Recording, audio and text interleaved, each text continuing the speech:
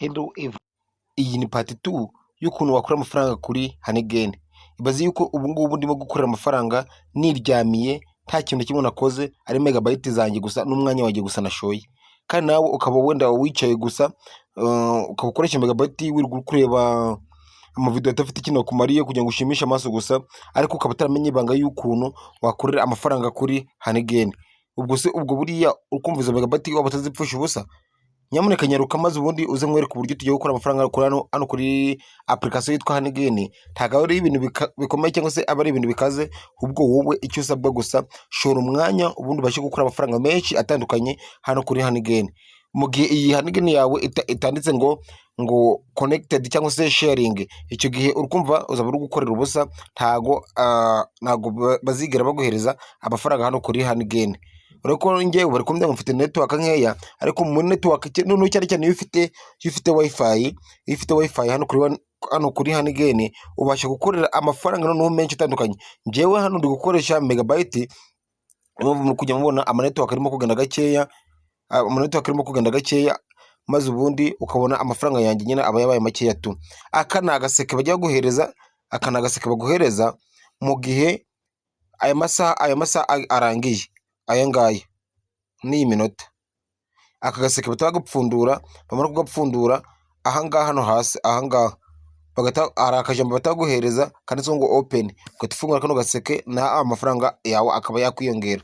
None ikindi kintu uba ushobora kuba, ariko mbere yuko mva hariya kara gaseke bagapfundura mu minsi 7 gusa. Ikintu mucyumve neza, kara gaseke bagapfundura mu minsi 7 gusa. Buriya iyo urengeje iminsi 7 bakaba baguriza kara gaseke, ukaba baguha kara gaseke, noneho ukarara utagafunguye, barongera bakagutanga nubwo waba umaze gufungura mu duseke 5 cyangwa uduseke 6, icyo gihe uba wahiye. Njye murabona yuko maze gufungura uduseke 5, dore maze gufungura uduseke 5, ubwo nsigaje uduseke tungahe? 2. Ubwo nsigajemo uduseke 2 kugira ngo babashe kumereza nyine amadolari y'iyo mwaka no gaseke, kuko hari n'amagift bagenda baguhereza. Urabona yuko ahangaha bataguhereza amagift 500 ahangaha, ariko ukaba wakuzuza point 7. Nizere ko guys urimo kubibona ibi bintu, mba ndi kugira ngo mbanyure mu vuba kugira ngo video itaza kuba ndende. Noneho hano iyi step uyirangije batabakuzana ku ngiya hano hasi. Sori gatoya, batakuzana ku iyi step ya hano hasi, iyi ngiyi. Ubwo hoho uba ugomba gukora step 3 gusa. Izi step 3 iyo uzirangije izi step 3 bataguhereza izi ngizi, iyi ngiyi ahangaha, iyi nayo urangije. Uko ugenda ukora step zitandukanye niko bagenda baguhereza amacoin atandukanye, kandi amacoin niyo ashobora kuvamo amafaranga yawe. Iyi application rero ubasha kubikuza ugeze ku mafaranga amadolari 20. Kanze nabyo bibereke, iyi application ubikuza ugeze ku madolari 20. Sori gatoya, reka nze bibereke. Dore ahangaha ngibi, dore ngibi ahangaha ubasha kubikuza ugeze ku madolari 20. Mu gihe uruzuza amadolari 20 ntabwo wemerewe kubikuza. Iyo ugeze amadolari 20, dore ngaha ahangaha murabona yuko ngiye maze kugeraho amadolari 3 n'ibice 80 na hafi na 2. None iyo amadolari 20 yujuje, ahangaha hahita hahinduka nk'ahangaha, hagahita hahinduka ubururu nk'aha.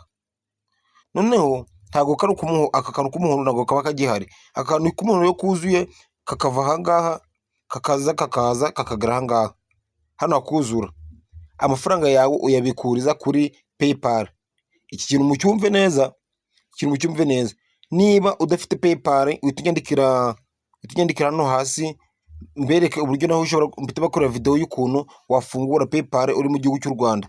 Nabyo iyo video nayibakorera mubishaka, mukayandika muri commentaire, ubundi nkaba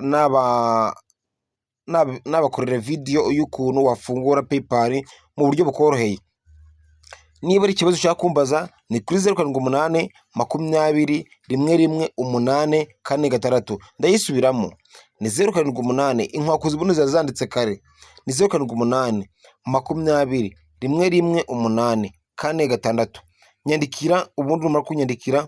Iyi video ni part 2, hari na part 1 aho hejuru, step by step uburyo wafungura iyi Honeygen, ukuntu wayifungura neza nyine step by step, byose birahari, buri busobanuro bwose burahari. N'ahangaha nahasobanuyeho ahangaha ukuntu wasetinga ntuza yawe, wasetinga Honeygen yawe, ibintu byose bikaba bifunguye.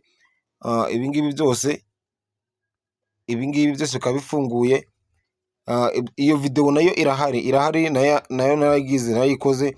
Ibi byose n'ukuntu nyine aka kaba gafunze, aka ngaka kaba gafunze, aka gafunguye, ahangaha hameze uku nguku uko nahameze. Iyo video nayo ikoze guys, ndi kugira ngo rero video itaba ndende, kugira ngo twihute vuba kugira ngo ntaza kubatindira. Nshaka kuzana bakorera video nintangira kubikuza iyi muri ahangaha muri application ya Honeygen, ubundi nzabereka uburyo nawe wakuramo amafaranga hano muri Honeygen. Noneho mbere yuko nsubirayo, ngira nababwiye yuko ahangaha mfite amanetwork makeya, akaba ariyo mpamvu kino kijambo iki ngiki bakinyandikiye iki ngiki. Iyo noneho ufite amanetwork makeya bakwandikira gutya, bakandika ngo not sharing, na telefone yawe bagahita bayishyiraho.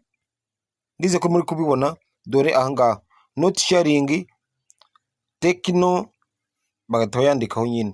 Murabona yuko njye bayinyandikiye ahangaha Android 14. Okay guys, noneho mu gihe ijambo not sharing byanditse nka kuki, hatanditseho ngo sharing gusa n'akantu k'icyatsi kariho, umenye yuko application yawe nta kintu urimo kwinjiza. Kandi ikindi kintu nakubwira, ugomba kureba izi nzuki niba zirimo gukora. Izi nzuki gutya, izi nzuki mu gihe zitarimo kurimuvinga, izi ngizi mu gihe zitarimo kurimuvinga, ntago uzaba urimo kwinjiza amafaranga. Kandi ikindi kugira ngo umenye ko amafaranga arimo kwinjira, uba ugomba kuyarebera ahangaha. Kandi mabereke, kugira ngo umenye ko amafaranga arimo kwinjira, uba ugomba kuyarebera ahangaha. Ayo niyo mafaranga yawe, ahangaha niyo bari kwinjira. None ikindi kintu ukamakinga sure neza ahangaha niba naho amafaranga arimo kwiyongera. Noneho iyo winjire kuri link yanjye, babasha kuguhereza amadolari 3. Amadolari 3 iyo winjiye kuri link yanjye, cyangwa se kuri link y'umuntu uwo ari we wese wakwinjiraho nta kibazo, babasha kuguhereza amadolari 3. Murabona link, ndabona yipindinze muri comment, muraza kuyibona. N'umuntu ushaka gukora amafaranga kuri Makadamu nawe, nayo iyo link ndaza kuyishyira muri commentaire, cyangwa se nyishyira mu busobanuro bwa video, ubundi mubashe gukora amafaranga hano. Turya amafaranga papa. Niba ushaka gukora miliyoni, ibihumbi 100, Honeygen amafaranga arayatanga, ubundi ukaba wabikura mu gihe gitoya. Uri mu Rwanda wabikura, hanze y'igihugu mu Bugande, mu Burundi, ubasha kubikura amafaranga hano kuri Honeygen. Okay guys, ciao, reka duhure muri video, ubundi mumbaza muri commentaire, ukanda like nyamuneka, kandi like, subscribe noneho utayibagirwa, kugira ngo ube umunyamuryango ahangaha, kugira ngo ujye umenya uburyo wakorera amafaranga online, business online, nta giciro kimwe usabwe, cyangwa se nta mafaranga usabwe, ukaba wakorera amafaranga hano kuri YouTube channel yanjye yitwa Amazimwe TV.